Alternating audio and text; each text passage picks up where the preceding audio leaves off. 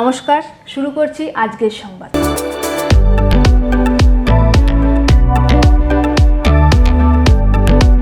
সম্প্রতি বিজয় দিবসে অতি সাধারণভাবে বিশিষ্ট স্বাধীনতা সংগ্রামী মিহিরলাল চট্টোপাধ্যায়ের ১২৫তম জন্মবার্ষিকী পালন করা হলো। সিউড়িতে বীরভূম সাহিত্য পরিষদ ও মিহিরলাল স্মৃতিরক্ষা কমিটির যৌথ উদ্যোগে বীরভূম সাহিত্য সভা হলে এই উপলক্ষে এক অনুষ্ঠানের আয়োজন করা হয়।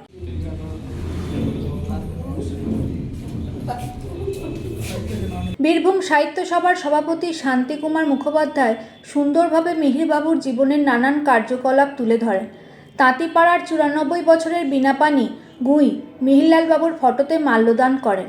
সাহিত্য সভার সম্পাদক সবিস্তারে স্মৃতিরক্ষা কমিটির গঠন ও কার্যকলাপ কিভাবে মিহিরবাবুর জন্য কাজ করছেন তারা তা তুলে ধরেন। বাংলার দিকপাল সাহিত্যিক প্রিন্সিপাল তথা ভাইস চ্যান্সেলর রমারঞ্জন মুখার্জির পুত্র দেবরঞ্জন মুখার্জি খুব সুন্দরভাবে মিহিরবাবুর কার্যকলাপ ব্যক্ত করেন। একটি কবিতার বই প্রকাশের দায়িত্ব তাকে দেয়া হয়। বিশিষ্ট জাতীয় শিক্ষক, শিক্ষারত্ন, জাতীয় মেন্টর, গবেষক ডক্টর সুভাষচন্দ্র দত্ত বলেন, তিনি ক্ষমতালোভী অসৎ সঙ্গীদের ত্যাগ করে বীরভূমের তাঁতিপাড়া ও তার সংলগ্ন এলাকার জাতীয়তাবাদী উন্মেষ ও নারী শিক্ষা দীক্ষা স্বাবলম্বী হওয়ার দিশা দেখান। তাঁতিপাড়া তাঁত শিল্পকে জগৎ বিখ্যাত করেন। বীরভূম জনসেবা প্রতিষ্ঠান, হোমিওপ্যাথি দাতব্য চিকিৎসালয়, আরামবাগ হ্যাচারি ইত্যাদি স্থাপন করেন। চাষের জন্য বিভিন্ন ধরনের দেশি বীজ সহ সেচ ব্যবস্থার উন্নতি সাধন করেন। তার মতাদর্শে এলাকা নৈতিক শিক্ষা, স্বাস্থ্য ও রাজনৈতিক শিক্ষা পায় এবং আদর্শ মানুষ ও দেশ গঠনে সাহায্য করে। বীরভূম সাহিত্য সভায় সম্প্রতি ১৬ তারিখ স্বর্গীয় মিহিরলাল চট্টোপাধ্যায়, যার ১২৫তম জন্মদিবস পালন করা হলো, তিনি রাঢ়বঙ্গের তথা পশ্চিমবঙ্গ এবং ভারতবর্ষের স্বাধীনতা সংগ্রামী, যিনি একসময় গান্ধীজির সঙ্গে কাজ করেছেন এবং নেতাজি সুভাষ বোসের আন্ডারে কাজ করেছেন। তো এইরকম স্বাধীনতা সংগ্রামী রাঢ়বঙ্গের নদিয়ায় জন্ম ১৯০১ সালে এবং ভারতবর্ষের গুজরাট, উত্তরপ্রদেশ, দিল্লি বিভিন্ন জায়গায় সেই সময় যে ভারতের জাতীয় কংগ্রেস, সেই কংগ্রেসের হয়ে কাজ করেন এবং স্বাধীনতা আন্দোলনে তিনি নরমপন্থী মনোভাবাসম্পন্ন এবং কৃষকদের নিয়ে তিনি বীরভূমে কাজ করতে আসেন এবং বীরভূমে কাজ করার সময় তার বিশ্বস্ত অনুচর শ্রীযুক্ত কালীপদ দাস মহাশয় কে পান, যার বর্তমানে বয়স ৯০-এর উপর। তো তিনি আজকে এই সূর্য মিহিরলাল চট্টোপাধ্যায় যে আমাদের সূর্যের মতো যার তেজ, তার বিকিরণ ঘটিয়েছেন একটি স্মৃতির চারণামূলক বইয়ের মাধ্যমে, যেখানে মৌরাক্ষী ব্রিজের সকলের টোলমুক্ত যাতায়াত, সাইকেল বাইক থেকে শুরু করে তাঁতিপাড়া, তসর, চন্দ্রপুর জঙ্গলের প্রকাশ করা থেকে শুরু করে মেয়েদের যাতে শিক্ষা এবং স্বাবলম্বী হয় সেই ব্যাপারে, কৃষির জন্য জলসেচের বিভিন্ন জায়গায় খনন করে তার ব্যবস্থা করা, বিভিন্ন অন্যায় কাজের বিরুদ্ধে প্রতিবাদ এবং সবথেকে বড় আক্ষেপ স্বাধীনতা আন্দোলনের সক্রিয় অংশগ্রহণ করার পর ব্রাদারহুড, নেতাজির এবং গান্ধীজির যে ব্রাদারহুড এবং অভয় আশ্রম, সেখানেও তিনি কাজ করেছেন।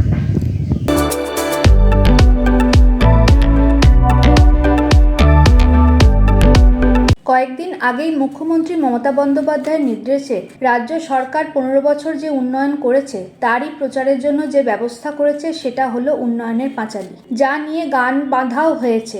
এবার মহিলা তৃণমূল কংগ্রেসের উদ্যোগে নজরুল মঞ্চে সভা করে এই উন্নয়নের পাঁচালীর প্রচারের নির্দেশ দেওয়া হয়েছে। সেই মতো পূর্ব বর্ধমানের জামালপুরে জামালপুর ব্লক তৃণমূল কংগ্রেস কার্যালয় থেকে 13টি অঞ্চলে উন্নয়ন পাঁচালীর প্রচারের জন্য সুসজ্জিত 13টি ট্যাবলোর উদ্বোধন করা হলো।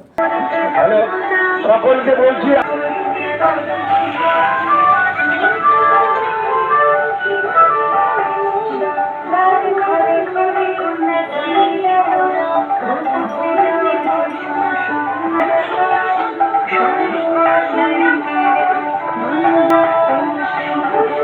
উদ্বোধন করলেন তৃণমূল কংগ্রেস ব্লক সভাপতি মেহমুদ খান। সঙ্গে ছিলেন পঞ্চায়েত সমিতির সভাপতি পূর্ণিমা মালিক, যুব সভাপতি উত্তম হাজারি, শ্রমিক সংগঠনের সভাপতি তাবারক আলী মণ্ডল, মহিলা নেত্রী কল্পনা সাঁতরা, ছাত্র পরিষদের সভাপতি বিট্টু মল্লিক সহ সমস্ত অঞ্চল সভাপতি ও নেতৃত্বরা। মেহমুদ খান বলেন, রাজ্যের মুখ্যমন্ত্রী মমতা বন্দ্যোপাধ্যায় ও তাদের নেতা অভিষেক বন্দ্যোপাধ্যায় যেরকম নির্দেশ দেবেন তারা সেভাবেই চলবেন। 15 বছরে তৃণমূল সরকার সাধারণ মানুষের জন্য একাধিক প্রকল্প চালু করেছেন। রাজ্যের মানুষের জন্য মুখ্যমন্ত্রী শিক্ষাশ্রী, কন্যাশ্রী, রূপশ্রী, পথশ্রী, সবুজ সাথী, স্বাস্থ্যসাথী, স্টুডেন্ট ক্রেডিট কার্ড, শস্য বীমা সহ একাধিক প্রকল্প মানুষের জন্য করেছেন, যার সুফল পাচ্ছে রাজ্যের আপামর মানুষ। সাধারণ মানুষ নিশ্চিতভাবেই এগুলো জানেন। মুখ্যমন্ত্রীর কাজই মুখ্যমন্ত্রীর প্রচার।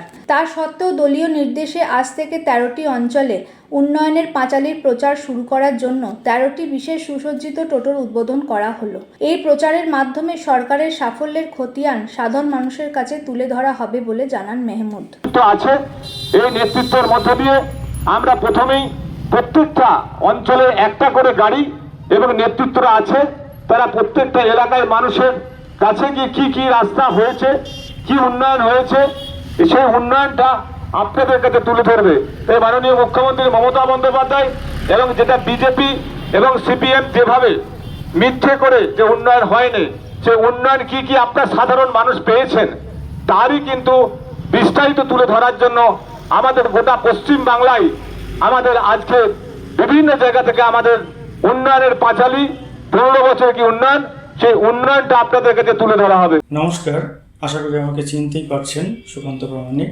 আমরা মাস 4 আগে আপনাদের জানিয়েছিলাম যে আমরা ডাক্তারবাবুদেরকে আমাদের স্টুডিও এনে আমরা একটা অনুষ্ঠান শুরু করতে চলেছি।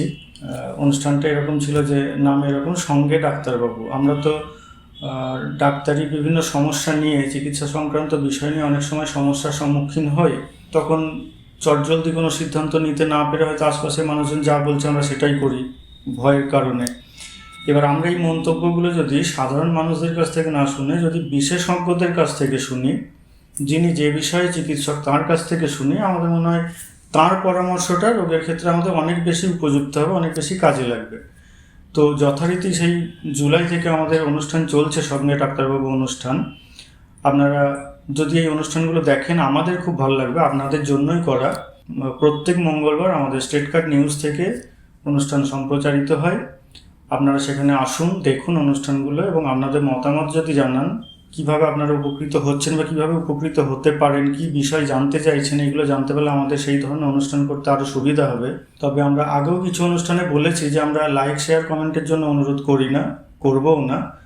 সেটা যদি আপনাদের ভালো লেগে থাকে আমরা এটুকু জানি বা বুঝি, আপনারা সেটা নিজে থেকেই করবেন। কাজে ওটা আমরা আলাদা করে অন্য বিভিন্ন জনের মতো বা বিভিন্ন চ্যানেলের মতো আলাদা করে কোনো দাবি বা আবদার রাখছি না। শুধু এটুকু অনুরোধ, আমাদের এই অনুষ্ঠানটা আপনারা দেখুন। আপনারা যদি উপকৃত হন এর থেকে, আমরা জানবো আমাদের এই পরিশ্রম সার্থক।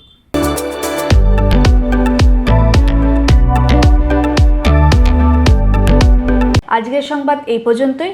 নমস্কার।